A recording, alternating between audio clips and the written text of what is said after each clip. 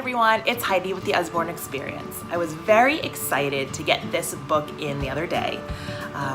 Usborne and Mr. Peter Usborne told us that there would be a lot of new books about nighttime coming out because children are fascinated by nighttime, whether it scares them, whether they find it to be mesmerizing, whatever it may be, they're always wondering about nighttime.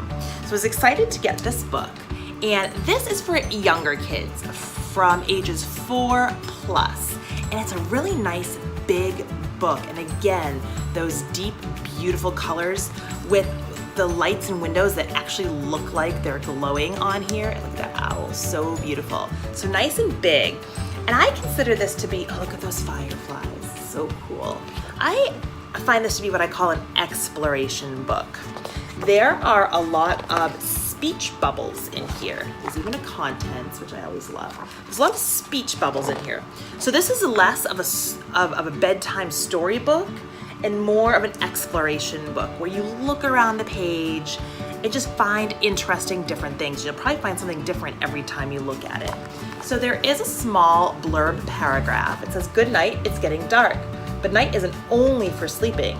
Lots of other things are happening too. So it says, "Good night, son." And there are just lots of little dialogues going on. There's lots of different explanations. Birds are getting ready for bed. Who's this awake? Meow. Cats are just starting to be busy. And then it says the police have things to do. They're driving around on parole. So those are the sentences. And then in the little speech bubbles, there are people talking. I can't go home yet. I have too much to do. This guy in the office. I drive my bus all night. This person is saying time to go home at the cafe. This one says this doctor is working night shifts at the hospital, and she's saying I sleep in the daytime. So I love these exploration books because there's so much conversation to be had with your kids and things to talk about.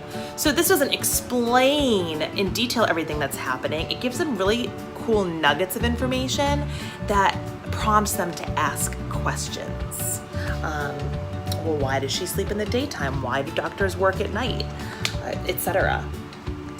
I'm staying up late to talk to my friend. She lives on the other side of the world. And you can explain about time zones and time differences. So much to look at, so much to talk about. Lights out factory, so all kinds of things that are happening in a robot factory. This one says beyond the town, so it's in like a forest or a woodland area. It's showing what happens with different animals, bunnies. I hate this part. There's an owl with a mouse right there, and it says, "Meep, meep, help." I kind of think that's terrible. I would gloss over that real quick. It is survival of the fittest, right? Whatever it is. Sorry, I keep going back and forth. Look how it's just so beautiful. Foxes, bunnies, beep, beep, toot, toot. This is all about different automobiles and aircrafts at night. Oh, look at this page. This is talking about a port station and what happens at night. Look at that. Cruise. And then all the way up here, look at the fireworks. What's next? Ooh, Night Beneath the Waves. All about what happens at night. I always love our under the sea illustrations. They're so bright and beautiful. Very, very cool.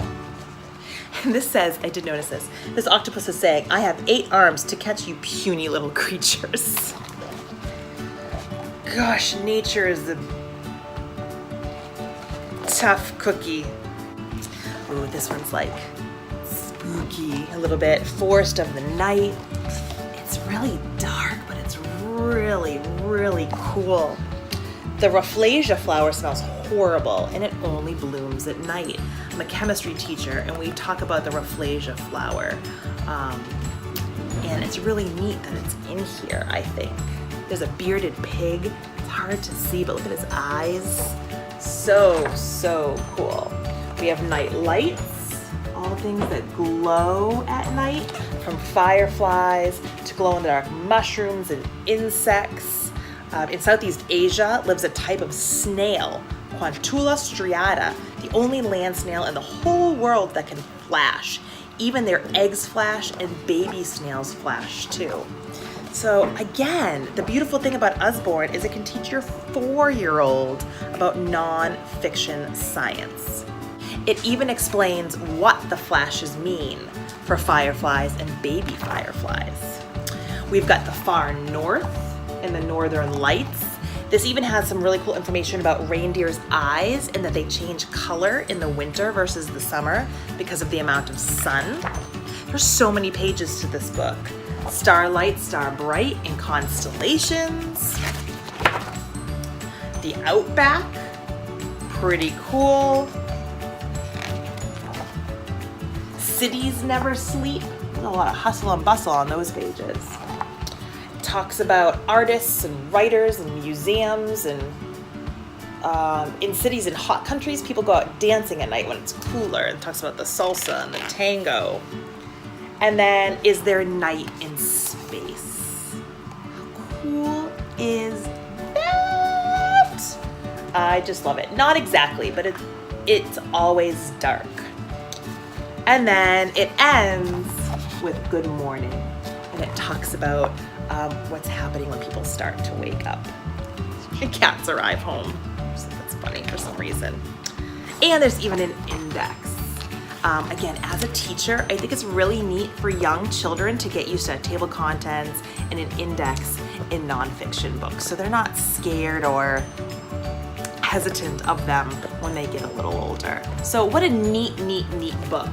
You can find this book for $14.99 at my website, theusborneexperience.com, and you can find me on Facebook, Instagram, and YouTube at The Usborne Experience with Heidi. Thank you.